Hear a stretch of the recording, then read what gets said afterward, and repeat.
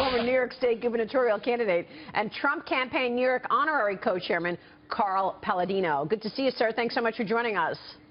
Hi, Maria. So who is the true New Yorker here, and does that matter? Do you think this is going to resonate with New Yorkers, what we were just watching? I don't think Hillary was ever a New Yorker. I would give more credit to Bernie Sanders. He's from just next door. Yeah.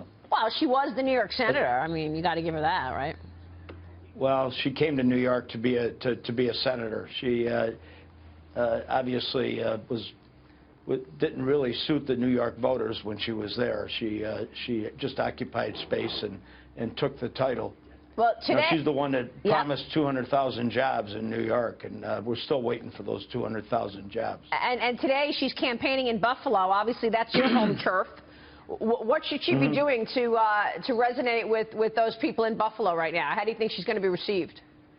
Well, she's going to get her normal 200 to 250 followers will show up at her events, but she's certainly not going to draw as Mr. Trump will draw next week. Yeah. Dagan? But what about Trump versus Cruz, Carl? Why I look at Ted Cruz and how awkward these interactions are after that New York values comment, and I know that he's trying to deny Donald Trump that 50% mark in these congressional districts, but it seems so awkward. I wonder why he even came and campaigned in the state. He's not only awkward, he just doesn't belong here.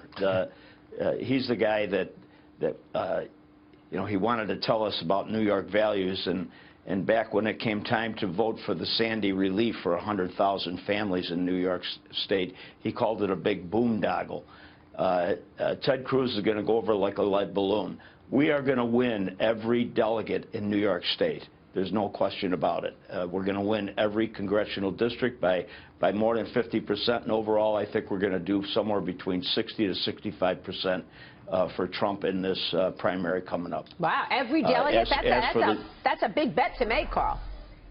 Well, I attracted, in my primary when I ran for governor, I attracted 63% of the Republican vote. And Donald Trump is just like I am. He's the same cut. You know, we're the type of people that are not afraid to get in the arena. He talks New York values. Obviously, New Yorkers have been oppressed for so long with this liberal progressive government that we have here. Jobs have been lost. You know, just recently they raised they increased the minimum wage to $15, and you know, people have had it. They're burned out. They're sick and tired of the leadership.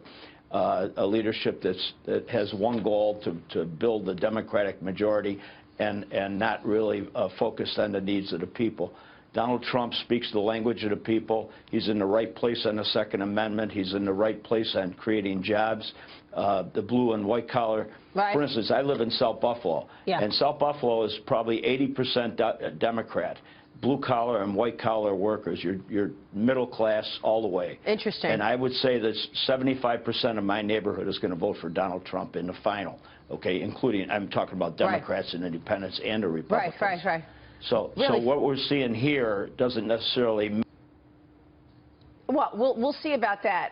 Well, you know, we've got the next couple of weeks to see if, in fact, Donald Trump does resonate the way you say. Carl, good to see you. Carl Paladino joining us right there.